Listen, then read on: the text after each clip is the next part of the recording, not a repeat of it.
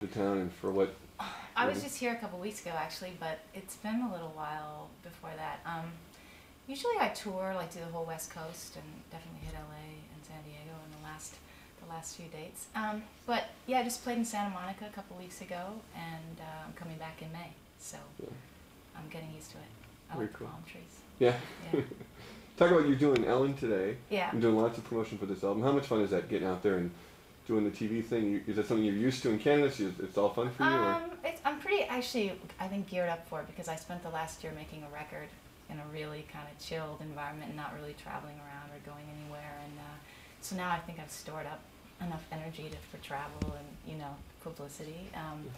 And it's been good. I just spent a month touring around America doing radio promo touring, like old school, playing my guitar at radio stations across the country, and I like it at this point. Mm-hmm. You've taken a little time off. Does it feel kind of like a new beginning? Because you have this new record you spent time with, so... Yeah, it does feel like a new beginning. I mean, my memory's really bad, so it always feels like a new beginning, but no, it's good. I toured my last record for a couple of years and then took a year at least off and recorded the album at my house, so I didn't have to really get in a moving vehicle, for a while. And so I feel, it feels definitely like a relaunch. Mm-hmm. Yeah, with new songs and new album. Talk about kind of the genesis of this album and when you decided it was time to start putting... Were you always writing it at the time before the new album came together? How does it all work for you? I just write whenever it happens, really, kind of like, hope for songs, but at the same time, just, I keep my guitar close by.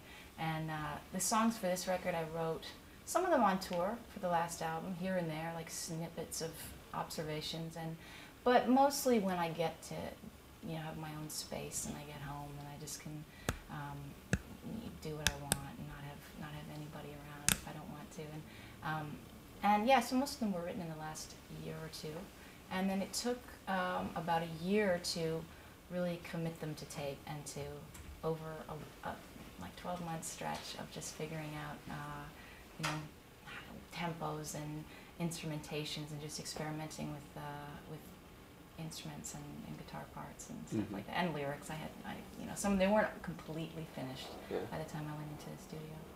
Talk about the idea of wanting to record this in your home. How much did anyone say, "Hey, that's not a good idea," or just? I think there were very few whispers of that, but I was starting to plan to make the record in Toronto in a studio, and I just started getting a bit kind of wary about starting to organize and plan something that was really going to lock me in, and because I just wanted some freedom to do it on my own schedule, and I didn't really want, the songs weren't so done that I felt like, okay, here we go, let's go in and put them down in a couple days or a couple weeks. I felt like I'm just still figuring them out and still building them up, so it felt like a slow process, but one that I was able to not feel under anybody else's kind of time for, Mm-hmm. Sometimes when you work in the studio, you're feeling obligated to the people that are working there, and the engineer and the producer and the musicians that you bring in, and you think, okay, that's great, that's good enough, or whatever. In this case, I wanted to be able to mull stuff over a little more. Mm-hmm. Is it hard to stay motivated during that period of time at home? Talk about that a little bit. What's that like? I took up bird watching, and as I was saying, my shed got very tidy. There's lots of stuff that to distract oneself at home, as I think a lot of writers and people know who work from their house. And I live in this great old place that needs a million little fix-ups here and there. So, but yeah, I worked with my good friend Marty Kinnick, and he, we both kind of helped to motivate each other, and but we did everything, like we cooked the food and made the coffee and plugged everything in and set the studio up in my place. So it was a big process, but it's done now. And I knew that eventually we would have something to kind of show for it, but we did kind of sit in front of those speakers for a long time. Yeah. Put into words kind of the sensibility of this record and just what it is kind of made of, both, musically and lyrically, where you were at when this was coming together. I think this record is a collection of songs that came together after some years of traveling and meeting lots of people and being in environments, creating music that was really generally an open kind of space for communication, and it made me kind of recognize just basic humanity a little bit more, and meeting people and seeing that so much is going on in the world at the same time, and there are so many common needs that we all have, and I think it's an optimistic kind of sentiment overall on the album, because I've felt part of the process of the world a little bit more than I did when I was maybe a bit younger and less traveled. And it's also a record, I think, that recognizes the real privilege of making music and communicating with people, and so I was grateful at the time of making it, to make it how I wanted it, and to be able to travel as my work. Mm-hmm. Talk about the reaction you've got so far from fans, first of all, the people that know you and love you for years. What kind of reaction have you gotten from them? The last album did really well as far as like critically, and so Marty and I, when we were making this album, we thought, all right, we're prepared for it to, encounter some maybe less than favorable reviews, just because we were kind of set up for that, and so it's been really pleasantly surprising that people have been responding really great to it, and I think that it's still me, it's not a huge departure from other stuff that I've done, and the music is, I think, an evolution, but it's still in the same world, the same world, and it's been great. I mean, people have been really. I have a website that people kind of send notes into, and the shows have been well received. I have a new band. I'm playing with a lot of my friends on stage, and so it's been really, really satisfying so far. A lot of critical acclaim, even beyond the stuff that we get from publicity. I read a lot of other things too, just on the internet and stuff like that. And this record's been really, really reviewed well. Is that exciting for you when you see these kind of things? Do you let yourself read a lot of these reviews? Yeah, I do read some of them, and yeah, I'm happy. I don't feel responsible, to be honest, for some stuff, as a lot of writers I think will say. There's certain moments of inspiration when you especially when you can tie it into a melody and a certain rhythm, certain things can come quickly that don't really even feel like you've worked on, or you don't even feel necessarily, responsible for. So I do feel grateful that some of those things happened and came into songs that I can call mine, but at the same time now can kind of share with other people. It's common. Mm-hmm. Talk about any Canadian identity you might have and how that kind of surfaces in your music. Is there a big part of that kind of ends up on the record, from record to record? Well, yeah, because I've been really mostly influenced, I think, by Canadian bands and my upbringing, going to university and seeing. I live in Kingston, Ontario, and a lot of bands have come through there over the years. The Tragically Hip, the Rheostatics, the Weaker Thans. Toronto is a great music center, and there is so much camaraderie between bands and musicians, and so I feel really like if there is a Canadian sound, I mean, it's diverse, but everybody's really kind of influencing each other, and back to Neil Young, it all comes back to Neil Young, but growing up, bonfire parties, you're sitting around with your acoustic guitar, you learn some great Canadian classics, and I think that's seeped in there for sure. Mm-hmm. A lot of Canadian artists I talk to, everyone seems very proud to be Canadian, and it's very different from, say, American artists to kind of wave the flag. It's kind of a different Canadian pride. Yeah, I said that to my friend because I was watching the Juno Awards the other night, and the Canadian Music Awards, and someone was saying being proud of being Canadian, and I was like, well, I don't get that. What is that pride? And he said, well, at least I'm not ashamed to be Canadian. It's like the opposite. And I guess I think that so long as the people that are in government in Canada, as well as music and cultural side, because I am proud to be associated with a lot of great artists and that Canada has kind of created or come from. But so long as I think that the government and people maintain what it is that we're proud of, which I think is maybe universal health care, a quality education system that doesn't cost an arm and a leg, environmental standards that are strong, and I mean, that stuff is what I'm proud of. I'm not proud of being, I mean, it's just fluke that I'm born Canadian, I'm not, I think that it's something that it's like what we are and what we do that is something to be proud of. So so long as that kind of continues in the peacekeeping tradition of our country, then I'm all for that. But I think that it's naive to kind of lie it under a big blanket statement that, you know, I think that we do contribute to a lot of things that I'm not proud of. Mm-hmm. So, Mm-hmm. but generally I'm very grateful to live in Canada because there's a lot of great wild space and good people.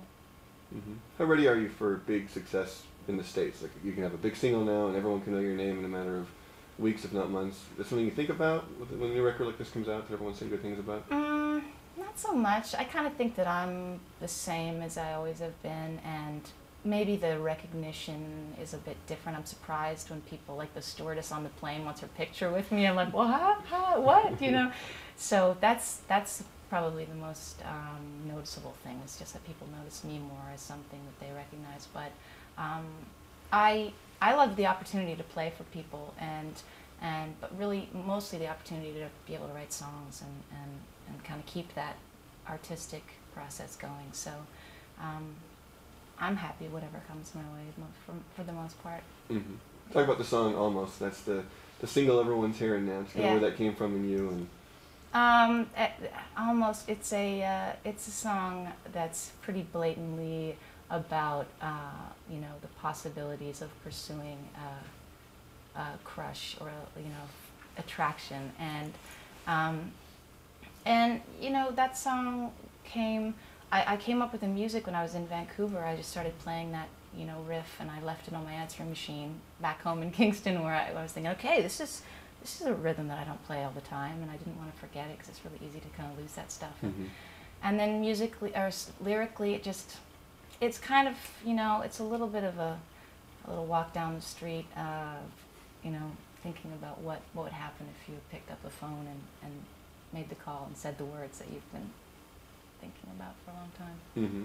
And visually, this takes on some wild manifestations in the music video. If you're going to talk about how much fun it was. Oh, yeah. Making that, because that gets pretty wild. Yeah, we shot the video in Montreal, French film crew. Maxime Giroux is the director, and so it was 40 below.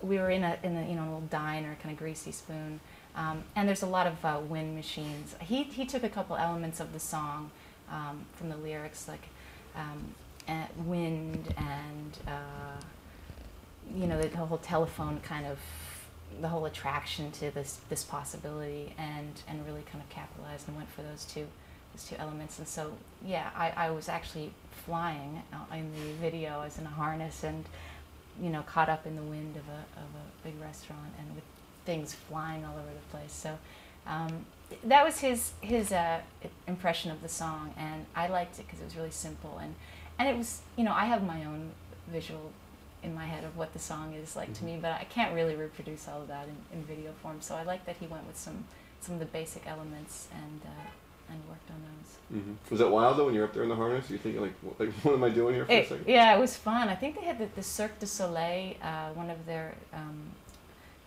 crew, a number of their crew people, the riggers, I guess, that do that. So, and it was all in French. My French is pas mal, but not very you know, complete, shall we say. So I was like, okay, we're doing this, you know, there's English being spoken as well, but it was fun, it was exciting. They're just so much energy. We shot from 7 in the morning till about 4 in the morning. Huh.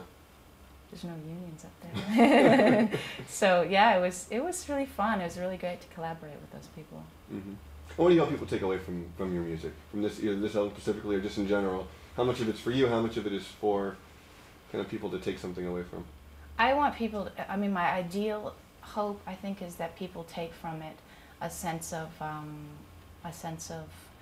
well, being moved in whatever way, like just at a core level, and also being moved to believe in themselves, because I think that's what I've kind of been able to learn over the last little while, is just a little bit more of what's possible. I mean, the world is in a state where we need lots of hope, and we need lots of good, positive work, and we need to believe that we can do things and create positive change, and on whatever scale. And I think it's just people that are ruling the world and running things, and I think we are part of that. So I think musically, I mean, I also want them to enjoy it on just on a musical level, but on a larger scale, maybe just to feel moved by it in that way.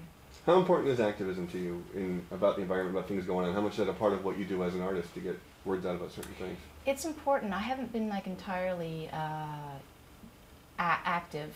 You know, I think that it's important for people in their everyday life just to feel like what they do matters, you know, and what they eat and what they purchase and where they get their food and if they recycle and if, you know, the amount of waste that they create and blah, blah, blah, all that stuff. I think that it boils down to like incremental, every person's activities. So, and as far as being an artist or a musician, I do feel like it's a privilege and I do feel like I am very lucky, and so that I feel like I have more responsibility to at least kind of put that out myself. But everybody's, you know, there are a lot of gray areas and everyone can be hypocritical to some degree. I think it's just kind of a whittling away and working away at that to kind of walk your talk a little bit more. Very good. Okay. Thanks, sir. Well done. Make it easy. Okay. We're rolling. I almost dialed your number when I thought the coast was clear, 'cause it's looked up for so long at me and said, call me please. The place was closing, the counter girl turned, the sign cooks were getting their coats, and I got mine and said goodnight to the sea of empty seats.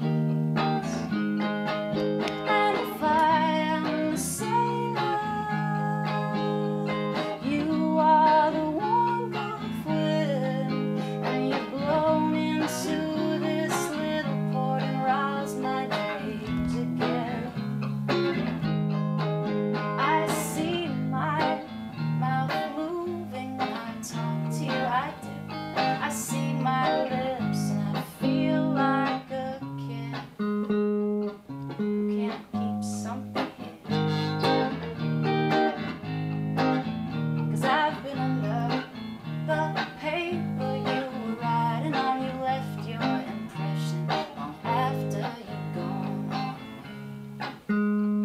with marks only I can see.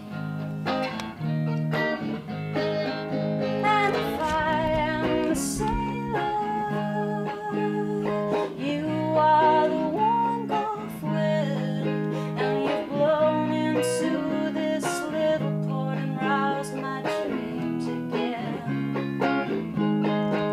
When we say sometime later, you know that we don't say when. You have blown into this little port and roused my dreams again.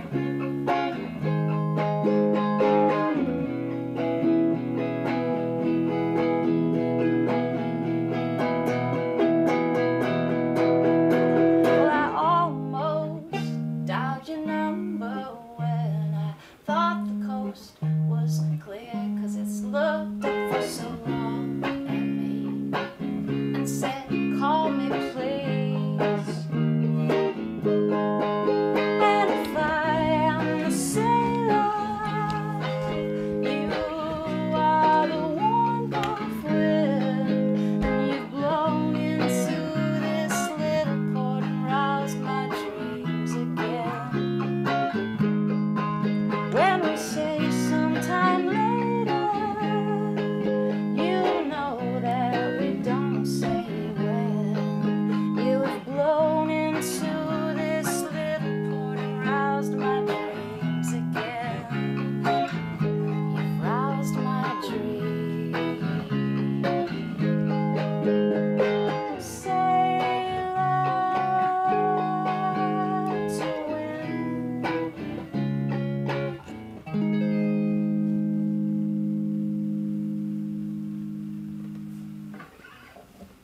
Nice. All right. And anytime. I